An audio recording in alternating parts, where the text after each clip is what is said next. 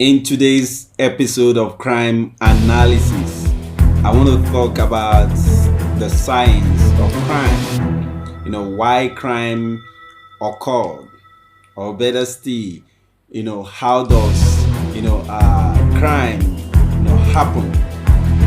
Three things happen.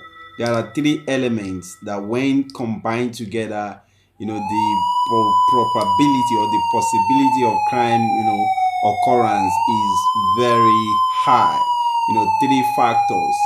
Number one, presence of opportunity or targets to commit crime. When there is opportunity to commit crime, the tendency is that crime will happen. Let me give you a practical illustration.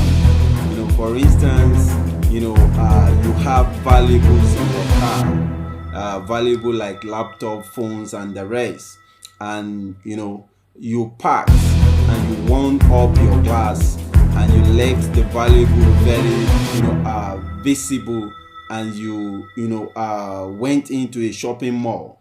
There is probability that before you come back,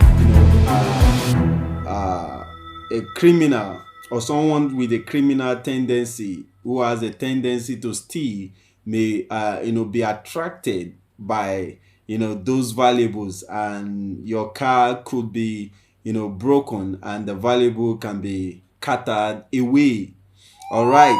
So another thing that you need to know: for you to stop crime, you must also stop the opportunity. The opportunity to commit crime is also very important. If you can stop the opportunity of committing the crime, it will go a long way, right? And number two element or factor that cause crime to happen is what I call the motivation. Motivation to commit crime.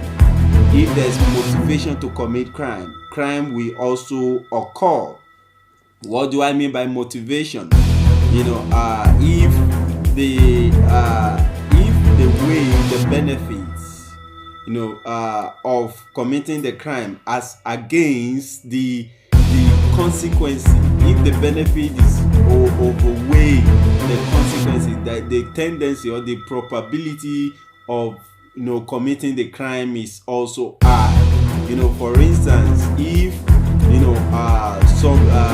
somebody kidnapped a victim for a ransom, and the criminals knew, or the criminal is aware that the probability of getting away without being caught is high, so the motivation is high, so the tendency of committing the crime is also high.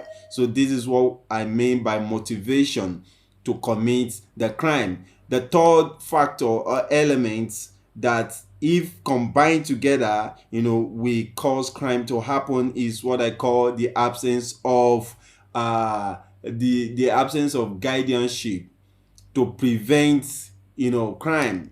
What did I mean by that? The absence of the authority, the absence of the law enforcement agency. If I discover that, okay, if I go to a particular place to commit a crime, so there's no presence of authority, there's no form of restraint, the tendency of committing the crime is high. For instance, how many of you will just drive into a particular place or a bank and say you want to go and steal? That you will meet some form of restraint and the rest. So imagine if there's no form of restraint, people can, crime can happen at any time. So this is what I want to review to you in this particular episode today. I hope you find it interesting. So three ways we can stop crime and criminality in our society. Number one, stop the opportunity. Number two, do make crime unattractive.